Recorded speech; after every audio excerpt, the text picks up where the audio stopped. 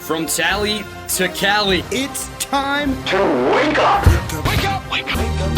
WarChant.com is your ultimate Seminole sports source. and this is Wake Up War Chant, presented by Zaxby's Now here's WarChant.com's Aslan Hajavandi. and Corey Clark.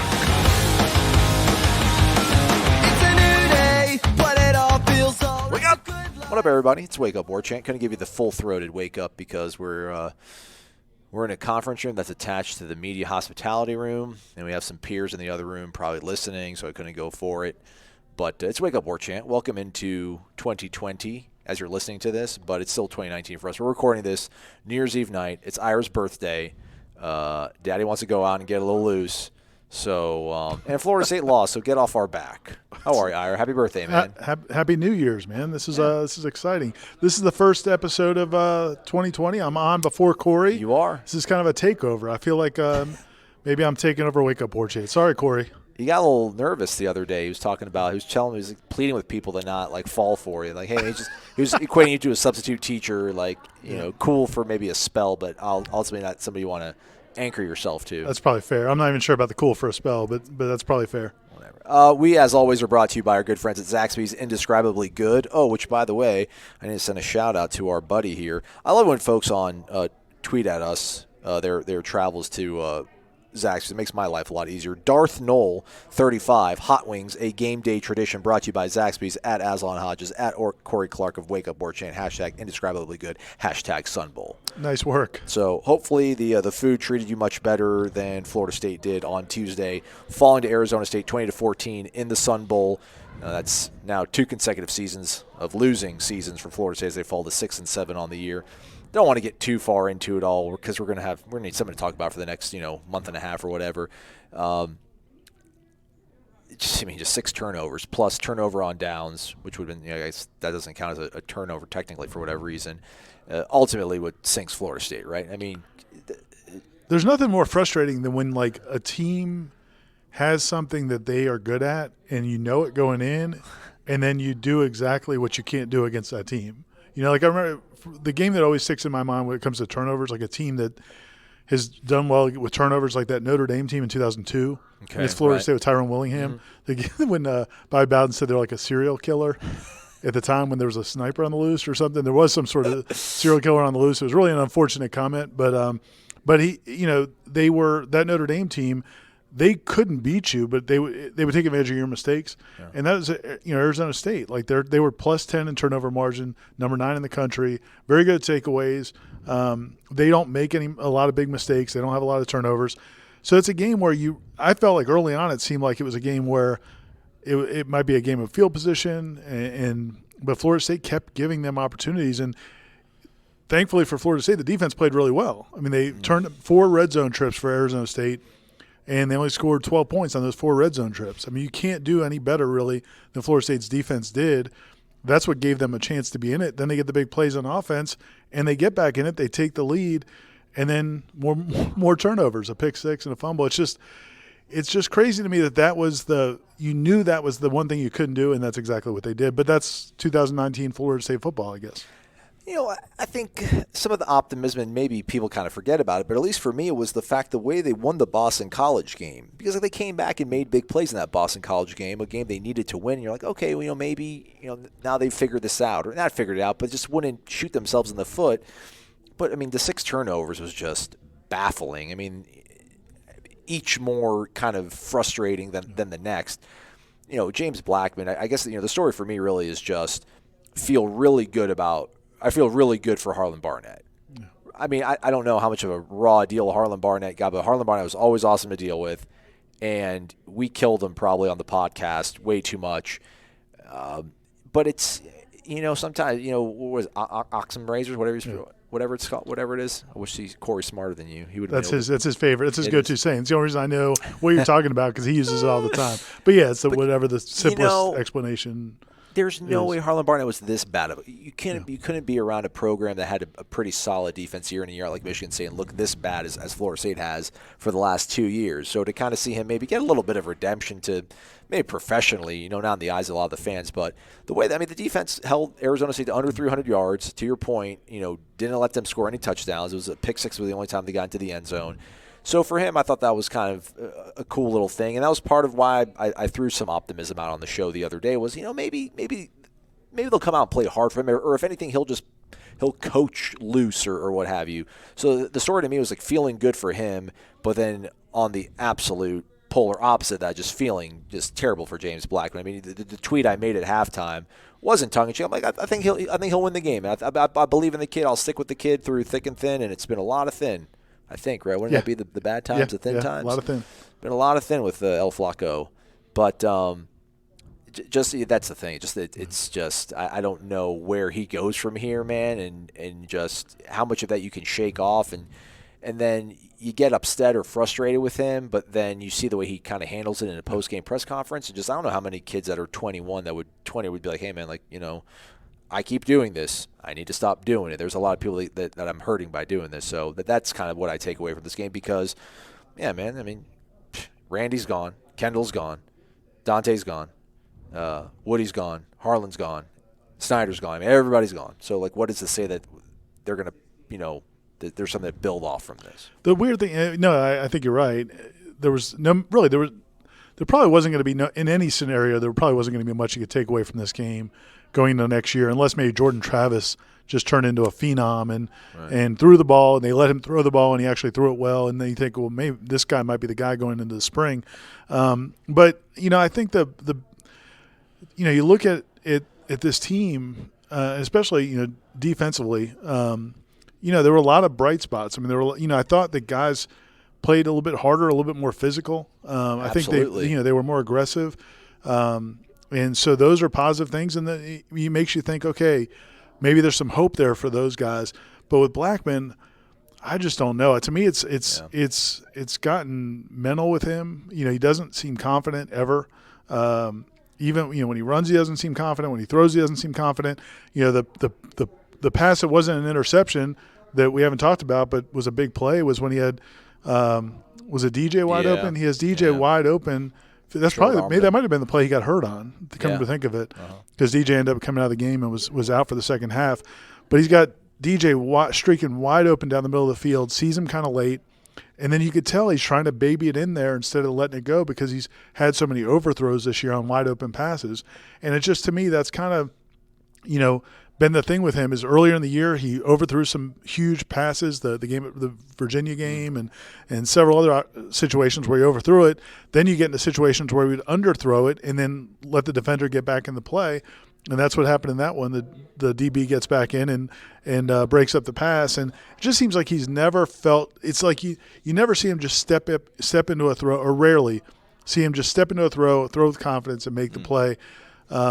He did on the 91-yarder to James Blackman. That worked out perfectly. But for the most part, just doesn't seem very confident. Those interceptions, I guess he stepped into the pick six. But a couple of the other ones were just kind of like floated, kind of like prayer kind of passes. But in the pick six, to his defense, it looked from watching the sideline interactions afterwards, he clearly thought Trey McKitty ran the wrong route. Trey McKitty didn't seem to be defending himself vigorously. It seemed to be like he was wearing it. Yeah. So that might not have been his fault, but still, just a dreadful day. And then he fumbled one time also. And then Tamarian, fumbling in that situation. It's just like because all said, I still think somehow, maybe I'm the crazy optimistic guy now all of a sudden. I still think they win the game somehow. I still thought if he doesn't fumble. Yeah, if he doesn't fumble them. No, I'm with you. I was with you. I thought they would too. And that, again, it's like you fumbled, you turned the ball over 6-7 times. You had a field goal blocked. Your defense played great. And you get a loss. But at the end of the day, like you were saying, it's hard to take much away from this except kind of feel like, okay, hey, it's over. It's like we finally can put this one to bed and start moving to the future. It sounds like Mike Norvell is going to meet with the team on Sunday, and then they're going to start their off-season conditioning. So, I don't know if it would have made people feel better to win this game, but I don't know if it really matters. Absolutely. I do think, though, all that said, can you build off this? Can you build off of that? I guess I got to be a little bit consistent because I am really optimistic now about the defense, crazily enough, and that was my biggest concern moving forward. Is like this defense. The more I thought about it, especially when you hire an offensive-minded coach like Mike Norvell, because I think he'll get it figured out on offense. I just do. But defensively, I'm like, man, who's going to rush the passer? How are they going to stop the run? Who's going to be back in the secondary covering guys?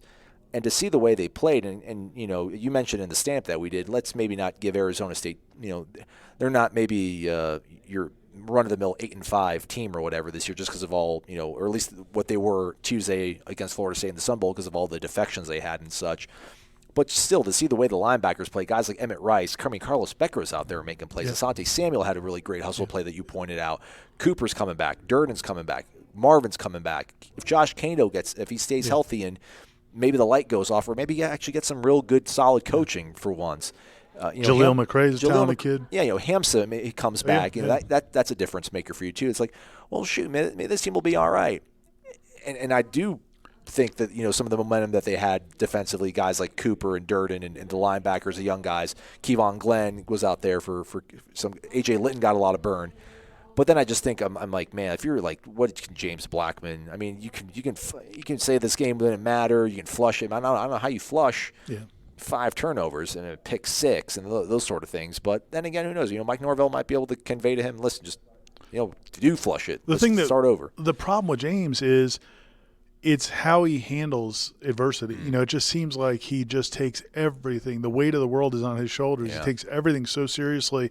Jimbo used to make that, the comment about sometimes guys want it too bad. And it's like, well, that's not a good thing. That's not a positive. You got to be able to relax and play the game. And the good players play the game. And I'm not going to say that this game is a deal breaker for him. But it's going to be hard. I just think it's hard for him. It's hard for me to see him coming back from the way he's played. And it's unfortunate because he's been through the ringer. He's had 3 different offensive coordinators. He'll be on his 4th offensive coordinator, 4th quarterback coach, 3rd head coach. That's 4th if you include interim head coaches. So that's a lot to ask of a quarterback. He never got a fair shake here, but at some point you wonder if he can bounce back from all that. I don't know.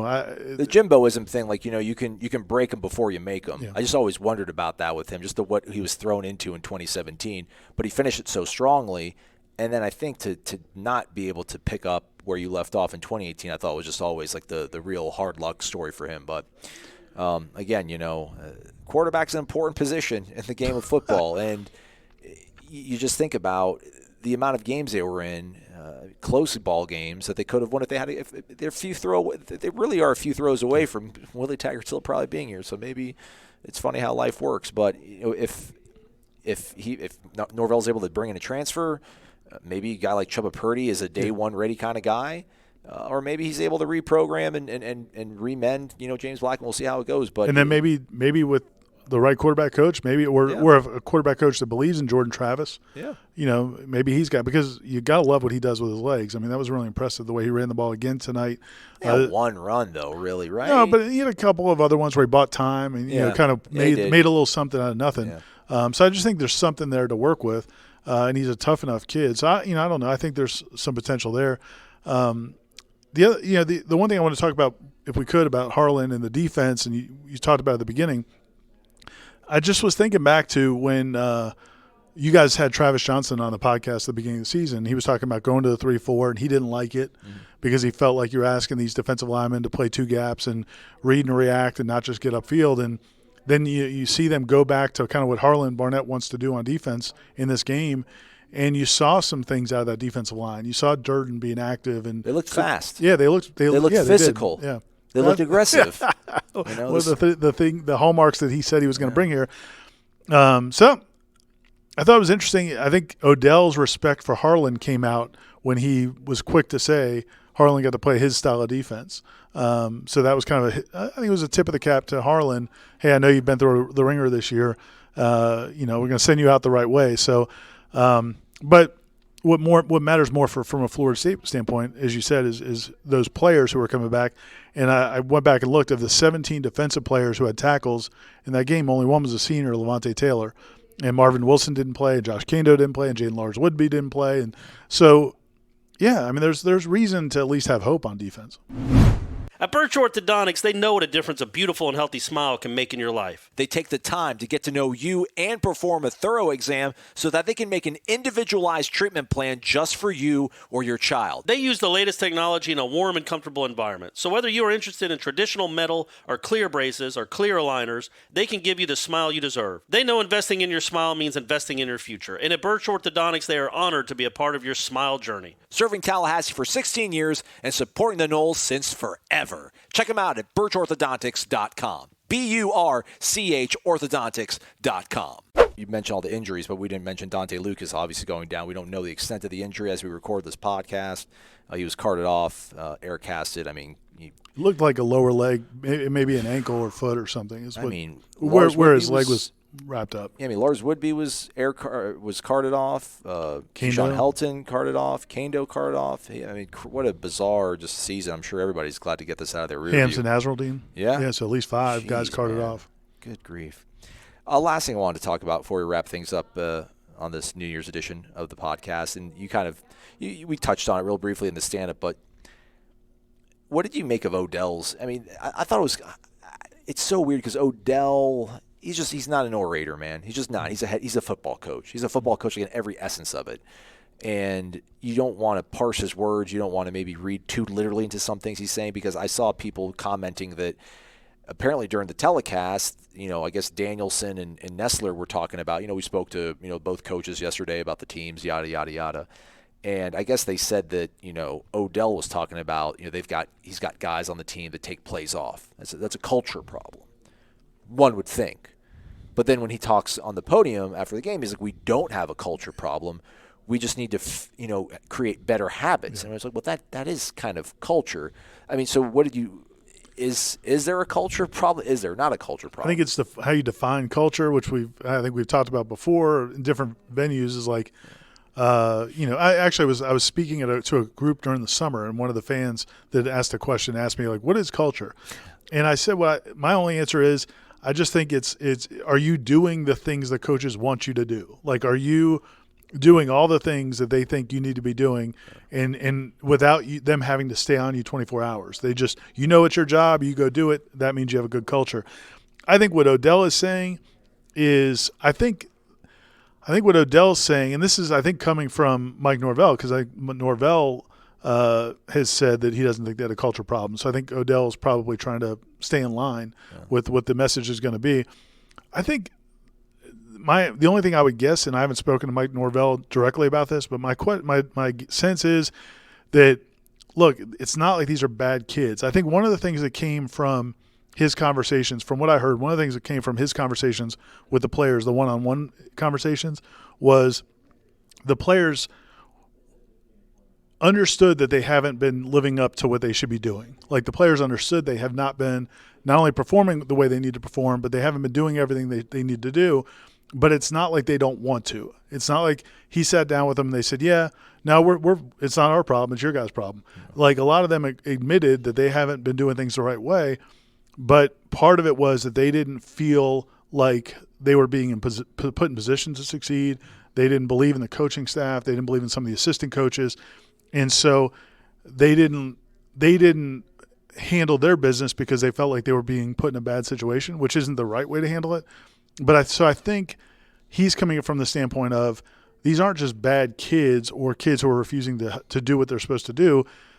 They didn't get good leadership. They didn't get good direction. They didn't get good management. So I think they're going from the approach of, if we harp on the details, the little things. And I'm going to write about this in my column. Hopefully I'll put it up before this podcast goes up. Maybe it'll go up a little later. But I do think it's about the little things with his team, because if you think about that game, Tamari and Terry, ball security. I mean, that's been an issue for him all season, and it never got fixed. Just there a lot of times. The fair catch fiasco. Yeah. You have I mean, that was a critical moment of the game. It probably won't be written a lot about, but it probably really set up the change in the course of that game, because Florida State had taken momentum. They're taking a kickoff. They held them to a field goal, so it's 14-12. Florida State's ahead. Arizona State kicks off.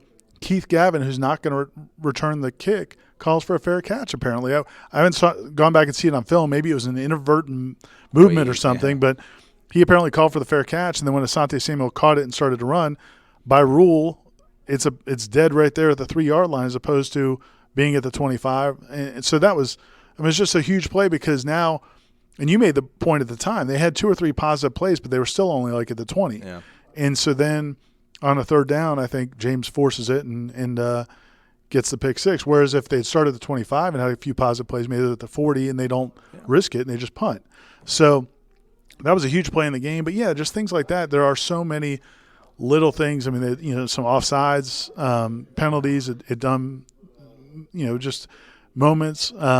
So anyway, I think in a roundabout way, I think what they're saying is I think they don't think they've got bad kids. I think they think they've got kids who want to do the right thing and with the right leadership will do the right things.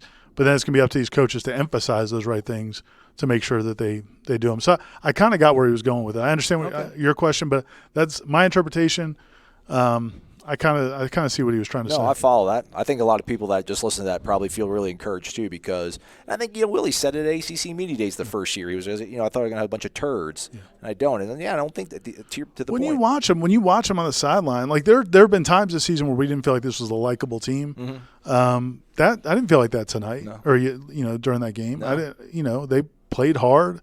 They celebrated at the right times. I mean, there's a little bit of some individual celebrations. Corey, probably chill out, man. that might have been who I was referring to. Chill out, man. You're going to be great. I love you, but let's chill out. But so some of that needs to be cleaned up a little bit. But yeah, it didn't seem like it didn't. Yeah, they weren't an unlikable team in that game. I think they could be, and that was his point.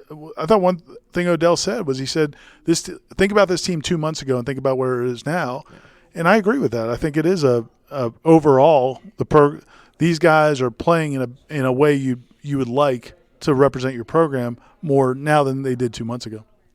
Perfectly said, man. That's a good way to wrap things up too. Ira will have a column up. Michael Langston's got recruiting updates coming up. Also, Florida State did beat Georgia Tech. In basketball, correct. That's good. It's good. Corey was there covering that. Thank you, Corey. Shout out. Corey's in a car. You guys heard what he said yesterday. He's in a car driving up for his New Year's celebration. So I'm going to be traveling. So will Ira all day on the 1st. So we probably won't have a show for you folks on the 2nd. Maybe. We'll see. Maybe I'll record one at some point. But we shall be back. So will Florida State.